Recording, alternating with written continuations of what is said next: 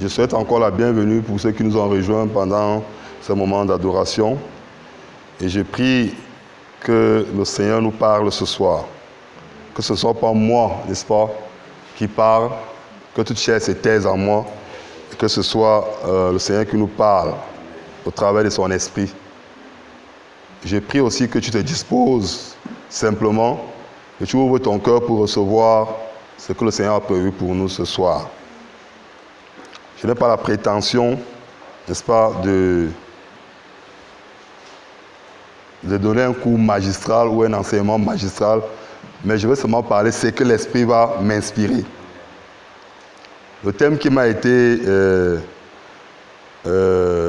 donné de partager ce soir, c'est la vie et le ministère du chantre.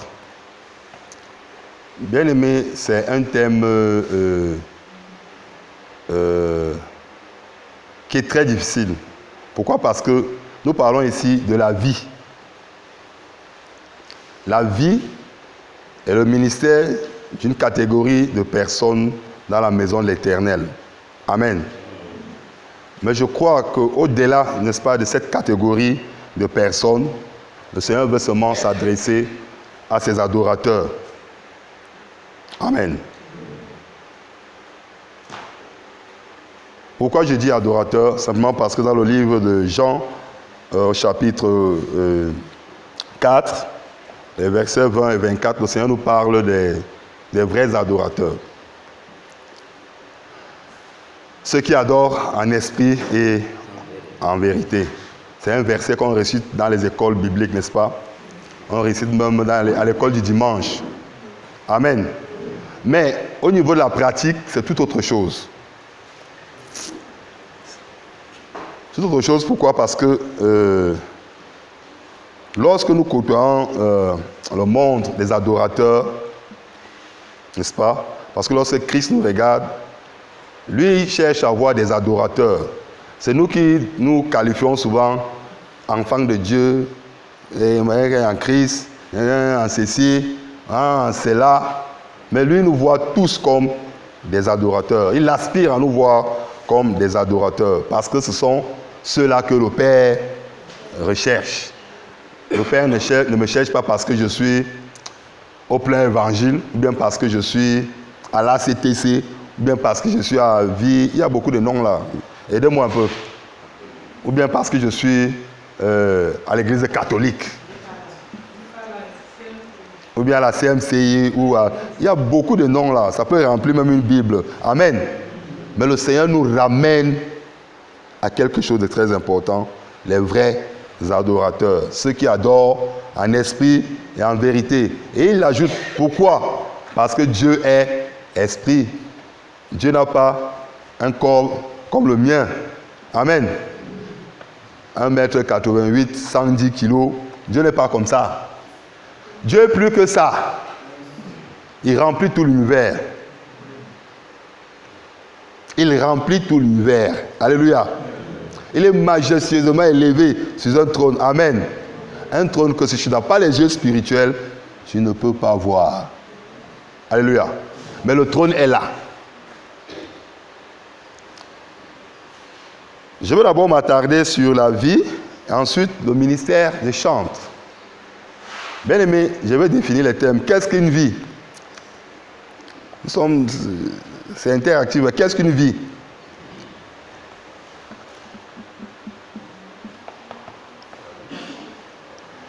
Oui.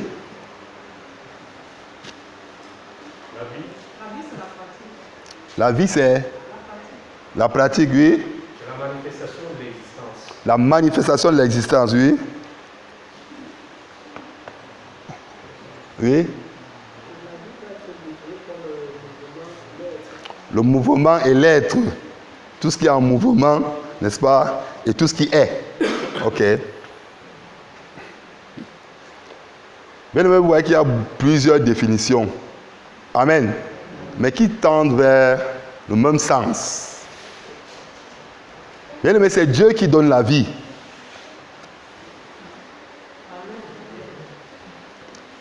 Nous allons dans le sens biblique. C'est Dieu qui donne la vie. Il est le créateur de toute vie sur terre. Amen.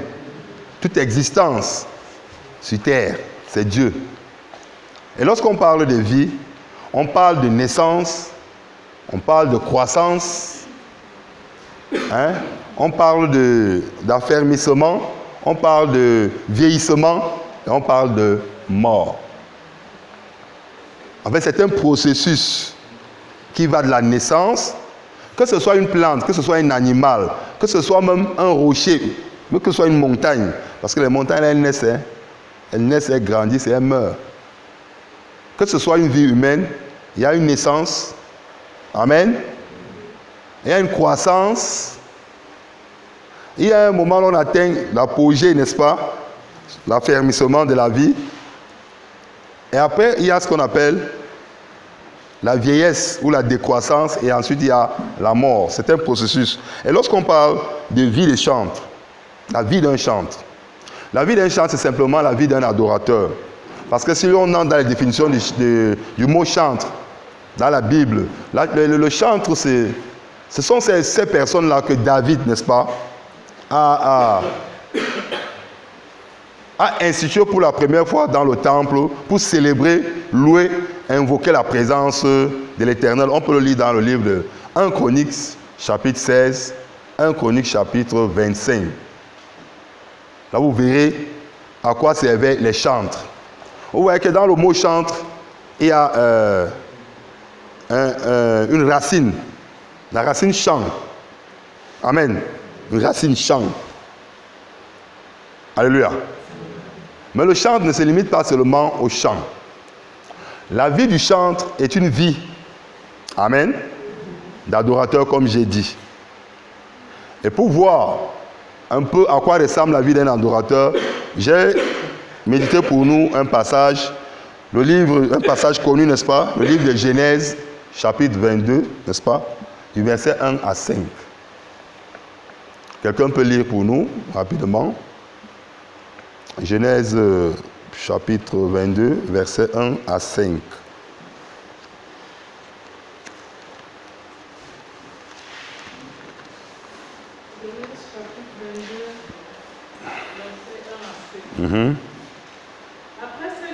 Après ces choses, Dieu mit Abraham à l'épreuve. Il lui dit, Abraham, et il répondit, me voici.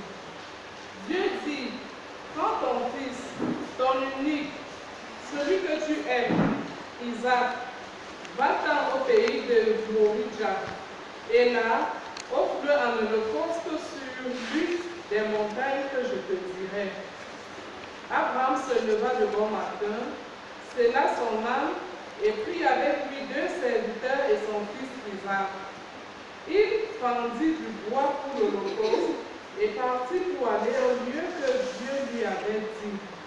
Le 3e jour, Abraham, levant les yeux, vit le lieu de loin. Abraham dit à ses serviteurs, restez ici avec l'âme. Moi et le jeune homme, nous irons jusque-là pour adorer et nous reviendrons près de vous. Amen. Alléluia. Le Seigneur s'adresse à Abraham. Il dit à Abraham, Abraham, maintenant là, tu vas m'offrir ton fils, ton unique, celui que tu aimes beaucoup là. Amen. Alléluia. Et la Bible, Abraham n'a pas régimbé. La Bible nous dit, très tôt le matin, alléluia, Abraham s'est levé, il a pris son fils, il a pris un âne, il a pris ses serviteurs, il a fendu du bois et il s'est dirigé vers la montagne. Abraham n'a pas attendu le soir. Très tôt le matin, obéissance aveugle et rapide. Bien aimé. Première caractéristique de la vie d'un chantre, d'un adorateur. Obéissance rapide et aveugle.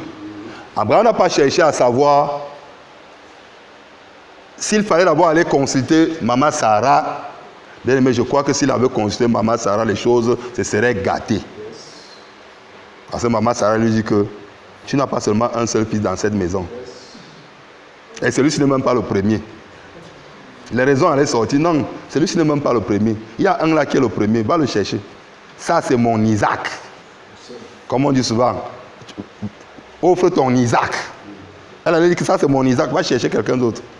Pas celui-ci. Et comme on a l'habitude de dire que je crois que ce n'est même pas Dieu qui a parlé. Non. Non, je veux la confirmation. On dit souvent ça à l'église. Je veux la confirmation. Ce n'est même pas Dieu qui a parlé. Est-ce que tu es sûr que c'est Dieu? Le fils de la promesse, lui là, et Abraham a obéi. Il n'a même pas réveillé maman Sarah, il est sorti, comme on dit doucement, en cachette. Et il a obéi. Alléluia. Après 3 jours, le père Abraham arrive. Il voit la montagne. Et là, les choses deviennent compliquées. Mais ce n'est pas tout le monde qui a part à ce genre de sacrifice, à ce genre d'adoration. Alléluia. Les esclaves ne peuvent pas arriver à ce niveau. Amen. Un adorateur n'est pas un esclave. Un adorateur, c'est un roi. Et là, il faut faire la différence entre ceux qui accompagnaient Abraham et lui. Il leur demande de rester. Là, il fait la part des choses. Il leur demande de rester. Bien aimé, si tu es un adorateur, si tu es un chant, tu n'es pas n'importe qui. Tu es un privilégié de Dieu. Tu es une race élue. Tu es un sacerdoce royal. Tu es une nation sainte. Pourquoi? Parce que le Seigneur a déversé son dévolu sur toi. Et Christ le dit dans le livre de Jean 4. Il dit à cette femme-là, vous adorez ce que vous ne connaissez pas. Oui, vos pères ont adoré sur les montagnes, dans les temples, dans les synagogues. Et même au puits, là, je suis en train de nous sortir un genre d'adoration au puits. Mais là, ce que mon père recherche là sont de vrais adorateurs. Ceux qui adorent en esprit et en vérité. Bien aimé, si Abraham n'avait pas adoré en esprit, il n'aurait pas déplacé Isaac.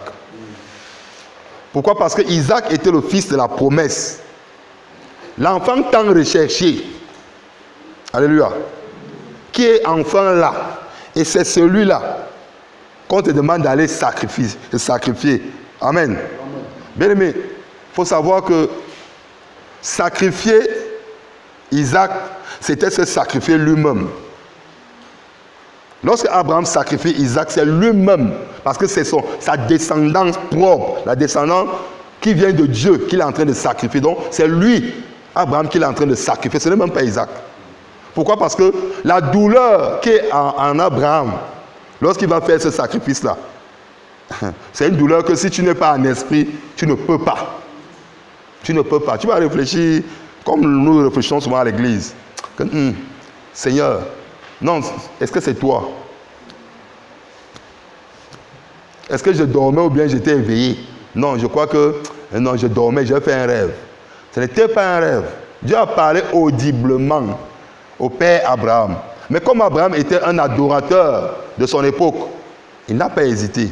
Obéissance aveugle, humilité. Il dit au serviteur, restez ici. Moi et l'enfant, nous irons adorer. Bien aimé, c'est pour la première fois que le mot adoration est mentionné dans la Bible. L'acte d'Abraham. Abraham ne part pas sacrifier. Le Seigneur a dit, il veut Isaac comme sacrifice. Mais lorsqu'Abraham s'adresse à ses serviteurs, il parle d'adoration. Qu'est-ce qui s'est passé entre-temps dans la tête d'Abraham? Bien-aimé, nous parlons de la vie du chant, c'est-à-dire de l'adorateur. Qu'est-ce qui s'est passé dans la tête d'Abraham? Bien-aimé, Abraham a simplement réalisé que le sacrifice que Dieu lui demandait, c'était le sacrifice de sa vie. Et lui, en tant qu'adorateur, alléluia, il allait simplement adorer le Seigneur avec sa vie. Alléluia. C'est pourquoi il dit à ses serviteurs, vous restez ici, moi et l'enfant, nous irons adorer. Et les serviteurs savaient que leur maître avait l'habitude d'aller adorer. Et quand il partait adorer, il prenait le bois, il prenait, n'est-ce pas, un agneau, et il allait bâtir un autel d'adoration à son Dieu. Mais nous sommes toujours dans les hôtels hein, depuis hier. Alléluia. Ouvre les oreilles de ton cœur, bien-aimé, le Seigneur est en train de te parler. Alléluia. Voici donc le père Abraham qui s'avance avec Isaac. Isaac avait l'habitude d'aller accompagner son père pour l'adoration. Il savait que papa Abraham prenait toujours un agneau sans tache ni ride, selon la loi d'Israël. Alléluia. Un agneau saint et du bois. Et il y avait un holocauste. Et il sacrifiait l'agneau, il y avait un holocauste. Et il bâtissait un autel. Quand Abraham finit de bâtir l'autel, alléluia, un autel physique, d'abord, amen, Isaac de lui demander, mais père, je vois l'autel, je vois le bois, où est l'agneau? Isaac pose la question parce qu'il sait que d'habitude il y avait un agneau. Mais là aujourd'hui, Isaac est en train de raisonner, parce que dans sa tête ça ne va pas. Où est l'agneau? Et le père Abraham, dans sa spiritualité, alléluia, bien aimé, nous sommes dans l'adoration en esprit. Il dit, fils, le Seigneur pourvoira. Et lorsque il prend cette ficelle, il commence à attacher Isaac. Isaac comprend que c'est lui le sacrifice. Alléluia. Isaac comprend que c'est lui l'agneau qu'on doit immoler ce jour. Amen. Isaac était un jeune homme, environ 17 ans. Et Abraham, c'était un vieillard de plus de 100 ans. Alléluia. Il pouvait bien fuir. Et si Isaac se mettait à courir, alléluia, Abraham ne pouvait rien. Mais Isaac s'est laissé. Il a compris que là, c'était lui le sacrifice. Il s'est laissé comme l'agneau immolé. Amen. Amen. Comme cet agneau immolé qui était comme mort au pied du trône et qui est revenu à la vie. Cet agneau-là, c'est Christ. Et Isaac s'est laissé comme Christ s'est laissé. Alléluia. Adorateur, chante. Apprenons à nous sacrifier pour celui pour lequel nous sommes appelés à servir. Bien-aimé, tu sais qui? Dis-moi là où tu vas ton sacrifice et je dirai qui tu sers. Je te dirai qui tu sers. Parce qu'on a l'habitude de dire que je suis chantre, je suis adorateur, je suis ceci. Mais lorsque l'épreuve du sacrifice arrive, c'est là où le Seigneur nous tient. Et il peut nous dire, je ne t'ai jamais connu. Amen. Il y a des gens à qui le Seigneur dira ça, je ne t'ai jamais connu, parce que tu n'as jamais sacrifié pour moi. Tu as toujours fait semblant. Lorsque la nécessité s'est imposée, tu as dit, comme on dit souvent là dehors, tu as glissé. Bien aimé, je vais nous raconter une petite histoire d'un célèbre évangéliste, n'est-ce pas, qui avait décidé de traverser cette chaîne de montagnes qui relie les États-Unis au Canada sur une corde raide. Alléluia. On a tendu cette corde-là sur une longue distance. Il a réussi à traverser debout sur cette corde. Amen. Et il y avait tout un public qui applaudissait. Oh, on applaudissait. Maintenant, quand il descend, il dit, je peux refaire la même chose, mais avec quelqu'un sur une brouette. C'est-à-dire que nous montons là-haut, je mets la brouette et je pousse la brouette sur la corde. Les cordes qui sont un peu grandes là. Et quelqu'un te dit dans la foule, oui, je sais que tu es capable de le faire, parce que ce que tu viens de faire, tu es capable de le faire. Et le Seigneur est avec toi. Alléluia, amen. Il dit, ok, tu es le premier, viens. Monte sur la brouette. Et bien, il m'a dit, non, prends quelqu'un d'autre. Ce n'est pas moi. Alléluia. Alléluia. Pourtant, c'est lui qui avait confessé que tu es capable de faire. Le Seigneur est avec toi. Mais comment il confesse que le Seigneur est avec toi, mais il est incapable de monter sur La brouette. Et c'est comme ça que nous sommes à l'église. Nous nous disons même chrétiens, pourtant nous n'avons jamais été chrétiens. Parce que chrétien vient de Christ. Chrétien, ça veut dire que tu crois en Christ. Tu crois à sa mort, à sa résurrection. Et l'apôtre Paul dit, si le grain de blé ne meurt, il ne peut porter du fruit. Tu n'es jamais mort, mais tu es un adorateur. Un adorateur, c'est lui qui est mort. Mort pour celui qui l'adore. Parce que Christ est mort pour le Père. Alléluia. Et Christ nous montre le chemin. Amen. Amen. Et il dit, soyez mes imitateurs. Mais nous ne voulons pas mourir. Mais nous voulons être des adorateurs. Bien aimé, un adorateur, c'est quelqu'un qui est mort. Mort pour toi. Et il peut dire, je ne vis plus pour moi-même, mais je vis pour Christ. Alléluia. Mais nous vivons beaucoup. Nous avons la vie en nous. Et nous vivons même trop. Christ n'a pas besoin des vivants. Christ n'a pas besoin des vivants. Christ a besoin des personnes qui sont mortes pour lui. Parce que si tu ne meurs, bien aimé, chantre, si tu ne meurs, adorateur, si tu ne meurs, tu ne pourras pas germer. C'est le principe de la nature. Que tu prennes le grain d'arachide, le grain de maïs, je ne sais pas quelle autre plante, tu conserves à la maison. Alléluia. Sans l'enfuir dans le sol. Ta graine va moisir, elle va pourrir, elle va sécher. Et tu n'auras que tes yeux pour pleurer. Alléluia. Pourtant, si tu prends la même graine de maïs, tu la mets dans un sol, fut-il aride, je dis bien fut-il aride, quelque chose va d'abord germer. Après quelques temps, s'il y a une pluie, tu vas voir qu'il y a des branches qui vont sortir. Après quelques temps, notre petit maïs va monter. Que tu l'engraisses ou pas, il va monter à son niveau. Alléluia. Et si tu l'engraisses, c'est encore mieux. Hein? Et tu ne peux engraisser ta graine qu'avec la parole de Dieu. Alléluia. C'est la parole de Dieu qui nous engraisse. Et non la nourriture, et non les veaux gras. Et non les tables mielleuses et copieusement dressées. Et non les vins moelleux. Les vins de messe. Mais j'ai un petit frère qui est prêtre, catholique. Quand tu vas chez lui, alléluia, c'est comme si tu étais dans un restaurant. D'abord, il y a 4 verres devant lui. Vin blanc, vin rouge, champagne, eau, je ne sais pas quoi d'autre qu'on met là. Et il boit, il goûte, il dit, ça c'est du Bordeaux, oui. Ça c'est un cru de 15 ans d'âge. Et puis ça c'est...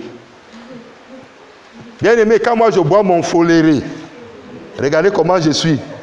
Amen. Alléluia. Pendant que tu bois tous tes grands vins, tes vins bouchés, débouchés et les crus, alléluia. Moi quand je bois mon foléré, amen. Le foléré me donne l'onction. Alléluia. Hein? Mais toi, malgré tous tes grands vins, tu ne peux même pas chasser un démon. Yes. Les démons te font fuir de la maison. Alléluia. Au point où, prêtre catholique, tu appelles encore pasteur pour venir faire délivrance. Yes. Alléluia. On ne dénigrons personne, mais nous voulons seulement parler de l'adorateur. Amen. Celui qui adore en esprit et en vérité. Prenons la vie du chantre David. Maintenant, je vais dans la pratique. La vie du chantre David. David est un chantre agréable, chantre selon le cœur de Dieu. Et dans toute la Bible, il n'y a pas mieux que David en termes de chantre. Roi sacrificateur de la lignée, n'est-ce pas, du Seigneur. Amen. Lorsque le démoniaque dit fils de David, il parlait de qui? fils de David. Est-ce que le père de David, de Jésus s'appelait David? C'est Joseph. Mais pourquoi un démoniaque reconnaît en Jésus le fils de David, de la lignée royale, qui est le lion de la tribu de Juda? Amen. David est de quelle tribu? Tribu de Juda. Mais regardez un peu Israël. Israël a tellement péché que la royauté part de sa lignée et elle bascule chez les Benjamites. Parce que Saül, c'est un Benjamite. Tout ça, sont les conséquences du péché. Amen. Lorsqu'une nation est pécheresse, le Seigneur dévie ses plans. Il retarde ses promesses. C'est la même chose avec Ruben. Ruben, c'est le premier-né, la force, n'est-ce pas, de Jacob. Mais Ruben a péché. Amen. Il a péché. Il a fait un péché abominable. Amen. La royauté lui est ôtée et maintenant, c'est divisé en deux. La sacrificature et la royauté lui sont ôtées et sont données à Lévi et à Judas qui viennent après lui. Alléluia. Et Ruben n'a que ses yeux pour pleurer. Amen. Et Judas, qui est la louange, récupère la royauté parce que lorsque Israël bénit ses fils, il remet à Judas la royauté. Le spectre royal ne quittera pas ta main. Tu resteras sur le trône d'Israël jusqu'à ce que le Shiloh revienne. C'est dans ta parole, dans la Bible. Ça veut dire que la lignée royale, c'est Judas maintenant. Et qu'est-ce qui se passe qu'en Israël, curieusement, on voit un Benjamin qui est roi. Certainement, les pères de l'époque devaient se dire que peut-être que le Seigneur a menti. Amen. Bien-aimé, je vais te surprendre ce soir. Notre Dieu n'est pas un homme pour mentir, ni le fils d'un homme pour se repentir. Ce qu'il dit s'accomplit toujours. Bien-aimé, ce sont nos fautes, nos péchés, notre iniquité qui nous éloignent des promesses de Dieu. Ce sont nos fautes, nos iniquités, alléluia, qui retardent même les promesses de Dieu. Bien-aimé, tu peux être un adorateur, mais est-ce que dans ton adoration là, tu es complet? Pose-toi bien des questions. Bien-aimé, il y a des choses dans ton adoration qui donnent la latitude au Seigneur de retarder la promesse dans ta vie. Bien-aimé, c'est simple. Lorsque tu t'examines toi-même, tu te rends compte qu'il y a des choses. Bien-aimé, le pasteur n'est pas Dieu. Le pasteur va te regarder. Il y a une soeur qui m'avait dit, ça fait depuis 30 ans que je suis dans l'église. J'ai dit que tu vas en faire 60 ans. Tu n'es qu'à 30. Ça aurait arrivé à 80. Donc si tu attends 80, attends. Examine ta vie. Adorateur de l'Éternel. Alléluia. C'est donc comme ça que la royauté décale et va à Benjamin. Et pendant ce temps, Benjamin nous montre alors que je vais vous montrer alors. Je vais vous montrer. Saül, pas de patience. Toujours, comme on dit là, excité à faire des choses. Ce n'est pas toi le sacrificateur. Tu peux offrir ce sacrifice sur la base de quoi? Tu es roi, tu n'es pas sacrificateur. Bien-aimé, regardez un peu. Lorsque David arrive, il est roi et il est sacrificateur parce qu'il porte les faux de l'homme blanc. Le Thummim et le Lumim et l'Urim sont là, à côté. Alléluia. Il reçoit les attributs de la sacrificature et de la royauté. Donc il peut offrir le sacrifice, mais Saül ne pouvait pas. Oui, tu vas faire la guerre, n'est-ce pas, aux Philistins. Et tu vas décimer tous ces Philistins. Personne ne doit échapper à l'épée. Mais quand il arrive, qu'est-ce qu'il fait? Il épargne le roi, alors que ce n'est pas le roi qui devait commencer. Il épargne le roi. Il choisit les bêtes grasses. Il sacrifie celles qui sont malades, maigres, boiteuses et chétives. Alléluia. Les bêtes grasses, il les garde. Bien-aimé, l'odeur du péché ne se cache pas. Donc lorsque le prophète arrive, Il sent le péché, il dit, Saül, Saül, pourquoi tu troubles Israël? Pourquoi tu troubles Israël? Non, prophète, Saül n'est pas de la royauté. Il fait ce qu'il a à son niveau. Il n'a pas le sang qui lui permet d'assumer ses fonctions. Et Dieu de lui dit, l'Éternel. Et là, il devient même menteur. Sacrificateur menteur, roi menteur. Non, c'est le peuple qui a décidé de garder les veaux gras pour les offrir en sacrifice. Quel peuple? C'est à toi que j'ai parlé. C'est à toi que j'ai donné les directives. C'était à toi de dire au peuple de faire ceci. Mais c'est toi qui as laissé le peuple prendre, choisir les bêtes grasses et les mettre de côté. Amen. Et Saül perd la royauté au profit de David. Et lorsque David, le Seigneur envoie le prophète, n'est-ce pas, pour établir David roi, un roi dans la maison d'Isaïe. Isaïe fait passer ses fils, Eliab, beau de figure, grand de taille, alléluia, imposant de carrure. Il fait passer tous ses fils. Le Saint-Esprit dit, personne, il n'y a personne là. Je crois que c'était nous ici, dès que Eliab était sorti, on dit, c'est lui, c'est lui. Tu vois pas, s'il entre dans la toge royale, là, ses épaules vont suffire. Amen. Nos critères humains, ses épaules vont suffire. Si on attache la corde de laine là, non, ça va bien pendre du bon côté. Mais quand le prophète Nathan veut avancer, le Seigneur dit, ce n'est pas lui. Ce n'est pas lui. Et le prophète essaie de demander, le Seigneur aurait-il menti? Voilà tous les fils d'Isaïe. Comment le Saint-Esprit... Et comme le Saint-Esprit ne dort jamais, Isaïe, c'est tout ça tes fils, n'as-tu pas un autre? Car il y a un moribond là qui est toujours dans les champs. Lui, son travail, il est toujours sale. Il ne sait pas s'habiller. Les chaussures sont trouées. Il est comme ça, il est comme ça. Son travail, il sent même le bouc. Parce qu'il dort avec les brebis. Alléluia. Il ne peut même pas entrer. S'il entre ici, tout le monde va... C'est pourquoi je ne l'ai même pas appelé. Va le chercher. On va chercher David dans ses champs. Il abandonne à regret ses brebis. Alléluia. Amen. Lui qui pesait ses brebis tranquillement. Le pasteur. Amen. Il les pensait lorsque le lion surgissait. Il écartait, n'est-ce pas, la gueule du lion. Vous voyez ça? À quel âge? Quel courage? Mais ça, c'est le courage d'un adorateur. Un adorateur n'a pas peur du danger. On dit, va Ézéchiel, va Ézéchiel. Il y a quoi Ézéchiel?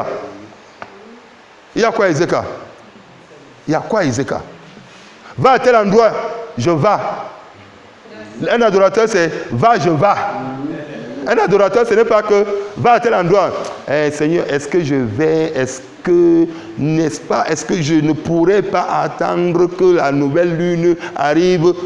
L'adorateur ne réfléchit pas. L'adorateur, c'est va, je vais. Ça te trouve dans quelle position? Tu prends le baluchon, tu es en route. Obéissance aveugle, absolue, totale, humilité. Voilà notre frère David qui arrive. Dès qu'il entre dans la salle, l'onction entre avec lui. Yes. Alléluia.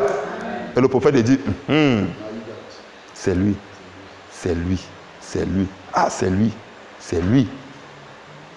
Quand il entre ses frères,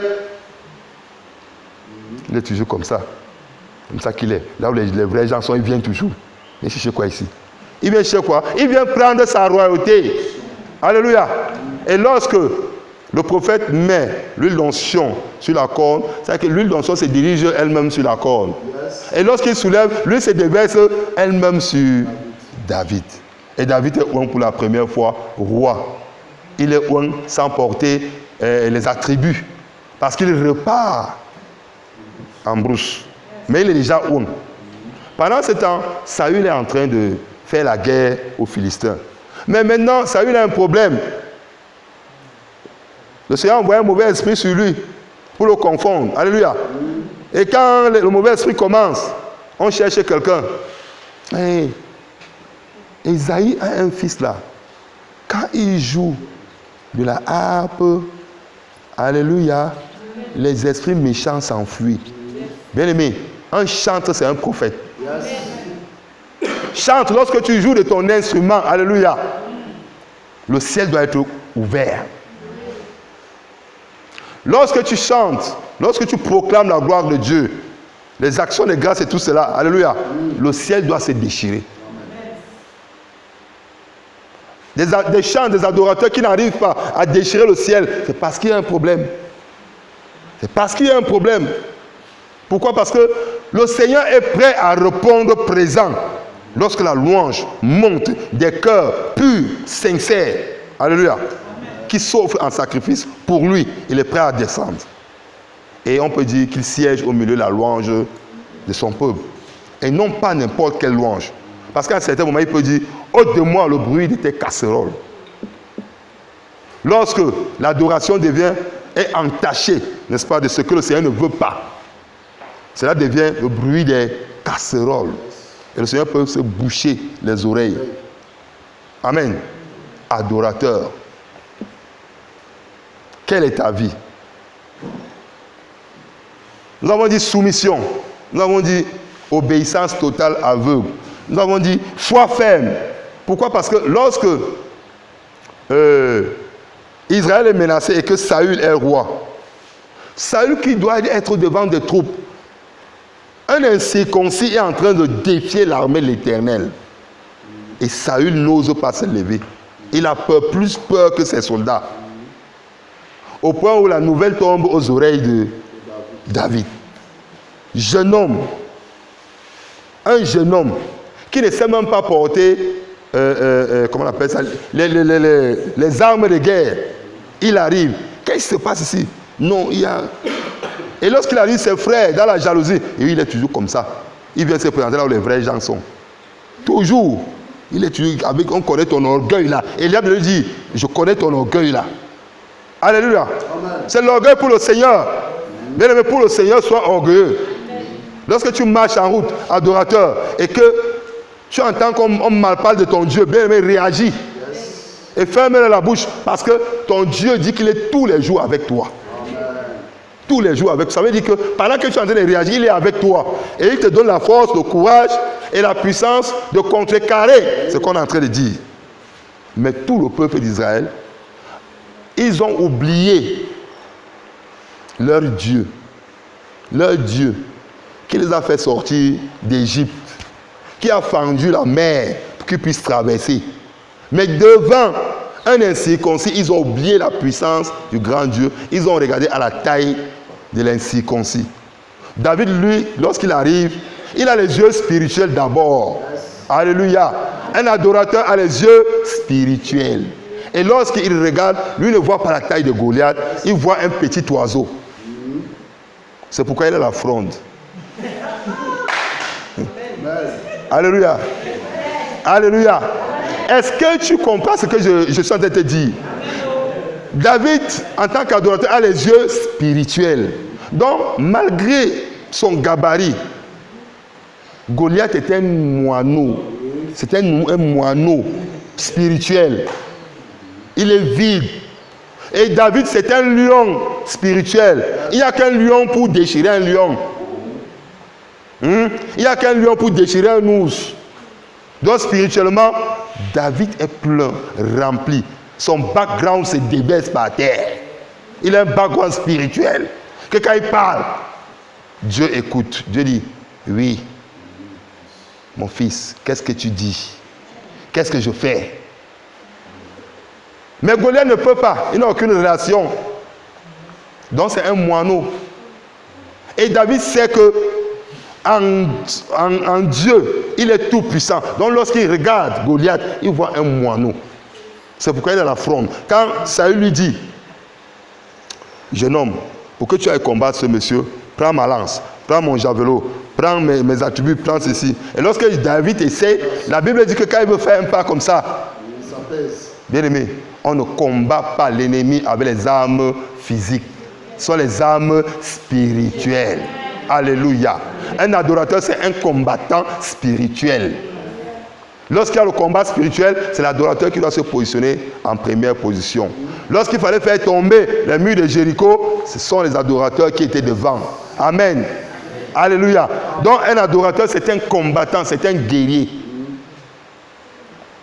Si tu n'es pas un guerrier, tu ne peux pas être un adorateur. Si tu n'es pas un guerrier, tu ne peux pas être un chantre. Tu auras peur de l'ennemi. Bien aimé, j'ai l'habitude de dire aux bien-aimés à l'église, quand tu entends sur la toiture, il y a un bruit là. Hein? En pleine nuit, tu entends. Et pasteur, ils sont encore venus. Qui est venu? Qui est venu? Un adorateur n'est pas à ce niveau. Quand tu lui tues, il dit que la toiture sur laquelle tu te poses là, le sang de Jésus est déposé dessus. Et maintenant, je t'ordonne de décoller rapidement parce que tu vas prendre feu dans les secondes qui suivent. Alléluia. Amen. Amen. Alléluia. Apprenons à déclarer ce que nous sommes. Ce qui nous tue et qui nous rend faibles, c'est que lorsque sur la toiture, pasteur, ils sont encore là. Ils sont venus, je fais comment? Quand tu vas dire que tu fais comment, hein? Tu vas sauf que succomber. Qu'est-ce qu'on t'a appris? Qu'est-ce qu'on t'a appris? Qu'est-ce qu'on t'a appris? Déclare ce qu'on t'a appris. C'est tout. Et un foi comme David. Et lorsque David ramasse les pierres dans le torrent, alléluia, tout le monde est surpris que mais il va combattre Goliath.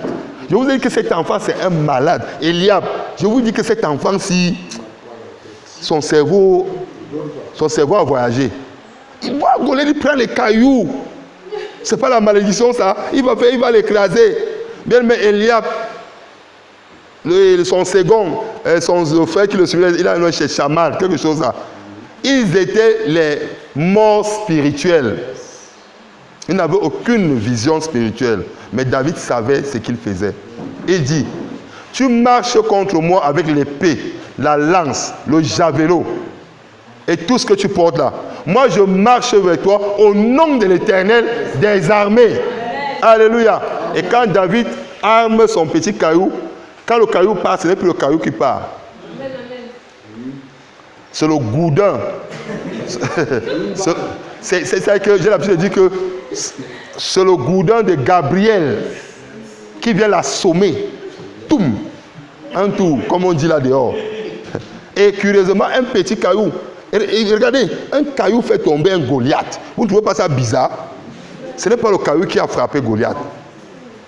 C'était un obus de B-52 spirituel qui est sorti de ses mains et qui a foudroyé ce Goliath.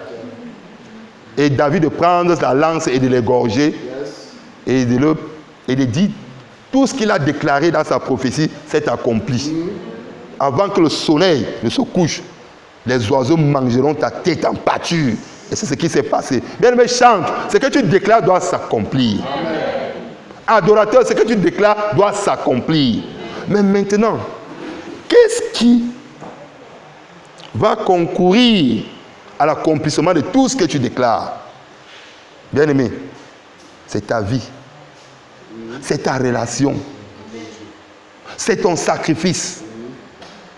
Parce qu'il y a des sacrifices que le Seigneur ne prend pas plaisir. Et il y a des sacrifices que le Seigneur prend plaisir. Et lorsqu'il prend plaisir, amen, tout ce que tu demandes s'accomplit. Tu demandes que le ciel se déchire à Ézéchiel. Le ciel se déchire. Amen. Tu proclames que à partir de tel moment, Ézéchiel sera comme ceci, comme cela. Ça va s'accomplir. Mais il y a un problème. Lorsque nous venons ici, le Seigneur nous a parlé de la sainteté. Ce sont les sacrifices saints. Alléluia. Qui pourront sacrifier à Ézéchiel. Alléluia. Cette parole a toute sa portée. Un adorateur, un chantre, doit mener une vie de consécration, de pureté, de sainteté.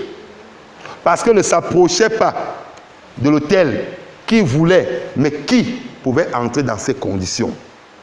Amen. Au point où le souverain sacrificateur, pour qu'il entre dans le lieu très saint, on devait attacher à son pied, n'est-ce pas, une corde avec des clochettes, de peur que s'il est frappé là-bas, on tire seulement. On tire pour qu'ils sortent. Parce que personne n'avait le droit d'entrer. Amen. Mais Christ est venu. Il a déchiré le mur de séparation. Amen. Et nous avons un accès libre à son trône et à sa présence. Et il nous attend en tant qu'adorateurs derrière le voile. Pour parler avec nous, pour partager avec nous, pour nous dire des choses. Bien aimé, en tant qu'adorateur, Jésus a envie de te dire des choses. Mais tu ne peux pas communiquer avec lui parce que tes canaux spirituels sont bouchés. Il faut les nettoyer. Il faut les nettoyer. Le Seigneur peut parler à qui il veut. Mais c'est le mur, ce mur-là, qui l'empêche de communiquer. Le Seigneur veut te parler pour ta famille. Parce qu'il dit tu seras sauvé, toi et ta famille. Mais pourquoi il n'arrive pas à te parler? Simplement parce qu'il y a quelque chose qui empêche le Seigneur de te parler. Le Seigneur aime nous parler. Il nous aime. Il nous a toujours aimés. C'est pourquoi il s'est offert en sacrifice. Il a accepté, n'est-ce pas, aller mourir hors du camp, comme nous l'avons suivi ici hier. Amen. Pour que nous puissions rester dans la bénédiction. Alléluia. Vie de sacrifice, vie de consécration, vie de pureté.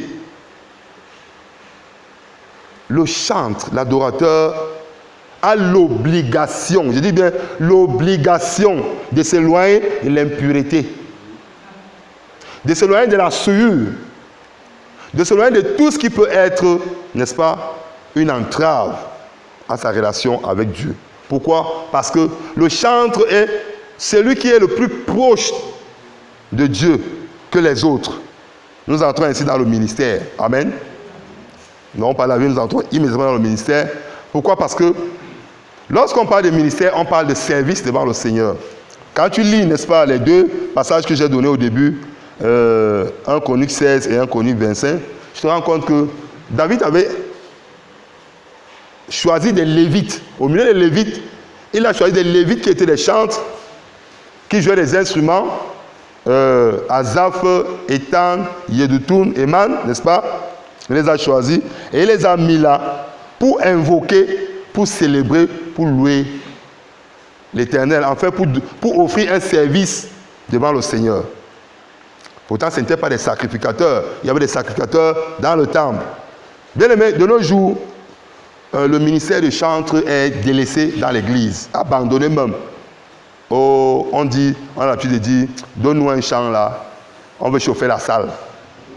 Parfois, quand il y a une réunion, alléluia, on dit, chauffe-nous la salle. On veut chauffer la salle. Bien aimé, chauffer la salle. Tu parles de louange et tu parles de chauffer la salle. Tu parles de l'aliment. L'aliment du Seigneur, c'est la louange. Pendant que tu manges les mets succulents, le Seigneur lui mange la louange. Son repas, c'est la louange. La seule chose que notre Seigneur ne peut pas faire, c'est se louer lui-même. Alléluia. La seule chose que l'Éternel ne peut pas faire sur terre, c'est se louer lui-même. C'est pourquoi il a besoin des personnes qui le louent constamment, jour et nuit, 24 heures sur 24. C'est pourquoi les 24 veillards sont devant lui. Bien aimé, un jour, nous étions à une convention et c'est un chantre international qui nous enseignait, un Ivoirien, et nous parlait de l'adoration. Et il nous a dit, est-ce que vous savez pourquoi les 24 veillards se prosternent sans cesse devant le Seigneur? Il dit, ce que je vous dis n'est pas dans les Écritures, mais c'est une révélation que j'ai eue. Tout le monde s'est d'abord tué dans la salle. Les mouches ne circulaient plus parce qu'il fallait écouter. Amen. Parce que quand il y a ce genre de choses arrivent, il faut écouter. Il dit, les 24 veillards se prosternent, ils jettent leur couronne. Ça veut dire tout ce qu'ils ont de meilleur, ils déposent aux pieds du Seigneur. Amen. Et ils se prosternent. Quand tu pars faire un tour, tu reviens, ils se prosternent encore. Tu pars au marché, tu reviens, ils se prosternent. Tu rentres, tu fais quoi? Ils sont là seulement, ils font le même geste. Ils portent les couronnes, ils déposent. Il reporte, il dépose. Il reporte, il dépose. Il dit, vous savez pourquoi? Il dit, tout simplement parce que, à chaque fois, écoute bien, si tu peux écrire, écris. À chaque fois que les 24 vieillards déposent leur couronne, avant de déposer leur couronne, ils ont une vision de la gloire de Dieu. Ils voient la gloire de Dieu.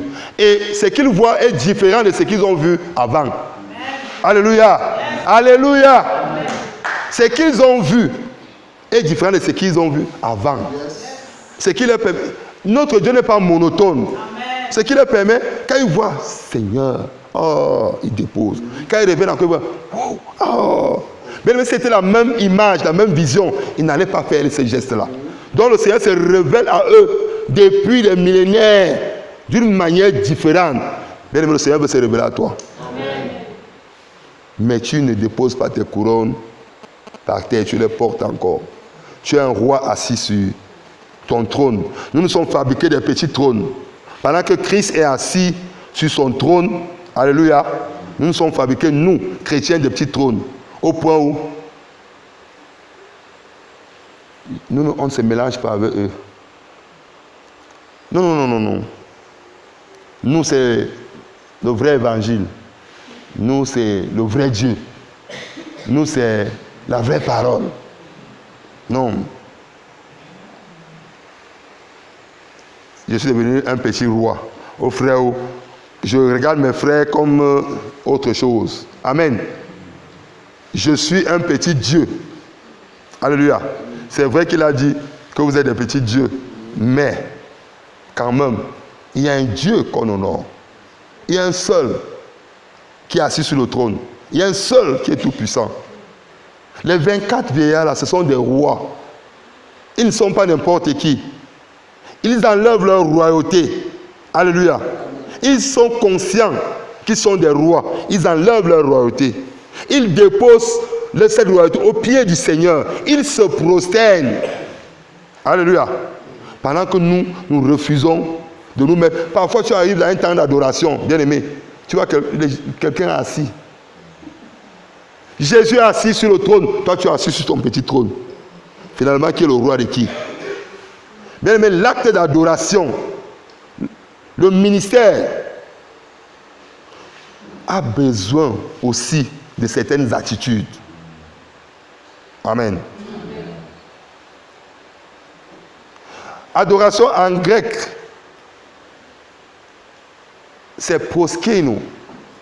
Proskeno, qui veut dire se prosterner. L'acte d'adoration, c'est se prosterner d'abord. Bien aimé, lorsque tu mets les genoux au sol, tu n'as pas besoin d'ouvrir la bouche. Le Seigneur sait que tu es en train d'adorer. Moi, il m'arrive, lorsque les paroles, les mots me manquent, je me mets simplement à genoux. Je ne parle plus. Et le Seigneur, lorsqu'il te voit à genoux, il sait que tes genoux là te font mal pour lui. C'est déjà un sacrifice. Mais nous n'arrivons pas à sacrifier des petites choses. Et nous voulons être des ministres dans l'adoration. C'est impossible, ça ne peut pas marcher. Ça ne peut pas marcher. Le ministère, n'est-ce pas, de chantre est un ministère très compliqué parce que d'abord, il n'est pas reconnu. Lorsque tu arrives quelque part, tu parles du ministère, on te dit non, il y a 5 ministères. Il y a 5 ministères. Qui peut les citer ici? Apôtre, oui. prophète, Oui. évangéliste, pasteur, Docteur. On te dit, l'autre là sort d'où? L'autre là sort d'où? Vous sortez l'autre là d'où? Amen. Bien aimé, le ministère de chant existe depuis la nuit des temps. Avant de commencer un temps de prière, qu'est-ce que tu fais souvent? Tu fais quoi? Ah. Tu fais quoi? Tu parles la langue pendant 4 heures de temps ou bien c'est comment? Tu chantes, hein?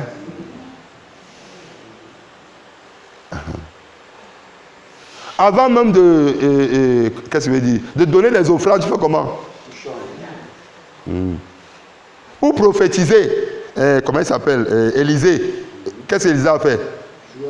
Il a demandé à un joueur de harpe, amenez-moi un joueur de harpe, je vais prophétiser. Et quand le joueur de harpe a commencé à jouer, la prophétie a commencé à couler.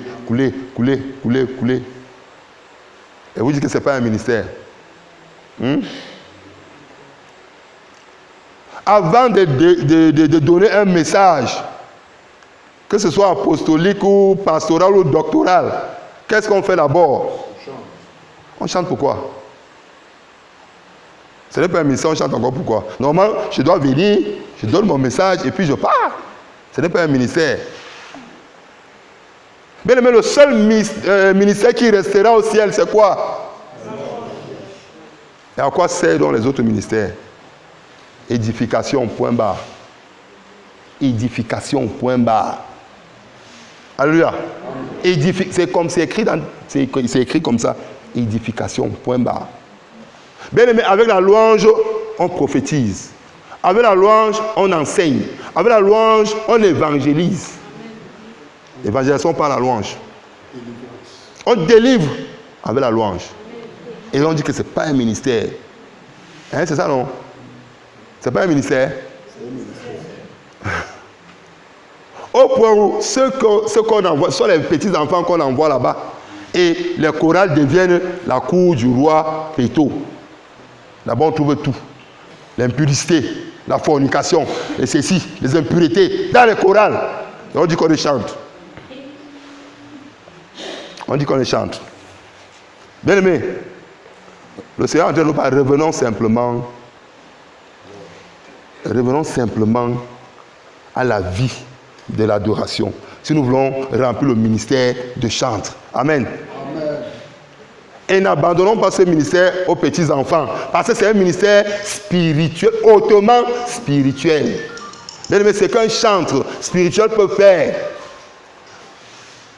Tu peux être un pasteur ordonné, onction comme, je ne sais pas, onction comme, je ne sais pas qui, comme Eliab. Mais tu peux pas faire ce que David a fait. Amen. Au point où on a négligé le ministère est devenu... on n'a pas négligé. C'est ceux qui sont entrés dans ce ministère qui ont perverti ce ministère. Parce qu'ils se sont trompés de route.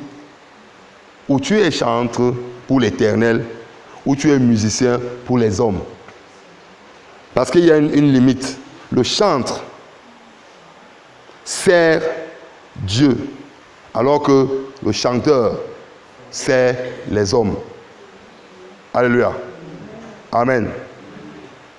Le chanteur se sacrifie pour son Dieu, alors que le chanteur ne se sacrifie. C'est vous qui vous sacrifiez pour lui. Parce que quand il chante, il faut qu'on farote. Ça devient le showbiz. Et on sait celui qui est derrière le showbiz. On sait qui est derrière les usines de showbiz. Alléluia. Amen. Donc, le ministère de chant est un ministère glorieux, un ministère de sacrificateur, parce que le chantre sacrifie. Lorsque le chant se tient là, il n'est pas seulement en train de chanter, mais il sacrifie. Pourquoi? Parce qu'il offre sa vie. Alléluia. Il offre sa vie. Il offre son cœur. Parce que lorsque tu chantes et que le Seigneur te regarde, bien aimé, la première des choses que le Seigneur regarde, ce n'est pas ta voix, mais c'est ton cœur. C'est le cœur qui regarde d'abord. Si le cœur est désagréable, tout ce qui sort dans la voix, même si ta voix est comme pour Céline Dion, ou bien je ne sais qui là-bas dehors, même si ta voix est comment, il va boucher ses oreilles. Et il va te laisser aux soins des hommes, parce que les hommes vont t'apprécier et tu vas recevoir la gloire des hommes. Et les hommes vont t'applaudir. Mais Dieu va te rejeter. Alléluia. Le ministère de chant est un ministère à prendre très au sérieux. Pourquoi? Parce que c'est une vie intime avec le Seigneur. Une relation d'homme à homme avec le Seigneur. Le Seigneur veut causer avec toi. Il ne veut pas un intermédiaire au milieu. Il ne veut pas marier au milieu. Il ne veut pas marier au milieu. Comme certaines personnes font. Alléluia. Il ne veut pas marier au milieu. Il te veut comme ça. Il veut parler avec toi. Mais toi, tu es ailleurs. Tu ne sais même pas qui tu es. Tu ne sais même pas ton importance et l'importance de ce que tu fais. Alléluia. Amen. Bien aimé, je vais m'arrêter à ce niveau. le Seigneur permettra qu'on puisse continuer un autre jour, n'est-ce pas, s'il le veut, parce que nous avons un deuxième enseignement. Amen. Je veux terminer en disant simplement qu'en tant que chantre, en tant qu'adorateur, nous avons des défis nombreux. Et ces défis-là, nous devons les surmonter. Pourquoi? Parce que si nous ne les surmontons pas, nous risquons de passer à côté. Amen. Pour les chantres qui vont débuter la retraite ici, il y a les culs d'âme les fiches de culs d'âme qui seront distribuées demain. Donc je t'invite, quand tu viens demain matin, il y aura les fiches de culs d'âme. Tu remplis parce que en entrant dans cette retraite et en y sortant, il faudrait que tu sois une autre personne. Il ne faudrait pas que tu viennes perdre le temps ici. Amen. Je vais t'inviter à baisser la tête et à dire 2 mots au Seigneur par rapport à ce que tu as écouté. Par rapport à ta vie, si tu étais un chantre, si tu étais un adorateur, parle au Seigneur. Dis-lui, Seigneur, pendant longtemps, j'ai pris ton œuvre à la légère. J'ai pris ce service, n'est-ce pas, comme les hommes le prennent. Pourtant, tu m'as destiné à faire de grandes choses et à expérimenter, n'est-ce pas, ta gloire. Je veux simplement me comporter comme les 24 vieillards. Je veux être obéissant, je veux être humble. Je veux avoir la foi que tu as donnée à David. Donne-moi la force d'avancer dans ce ministère. Accorde-moi la grâce de me tenir devant toi. Accorde-moi la grâce d'être écouté par toi, Père, au nom de Jésus. Ne m'abandonne pas sur le chemin, Père, parce que tu es tout pour moi. Tu es mon rocher, tu es mon rédempteur, tu es mon sauveur. Au nom de Jésus, nous avons prié. Amen.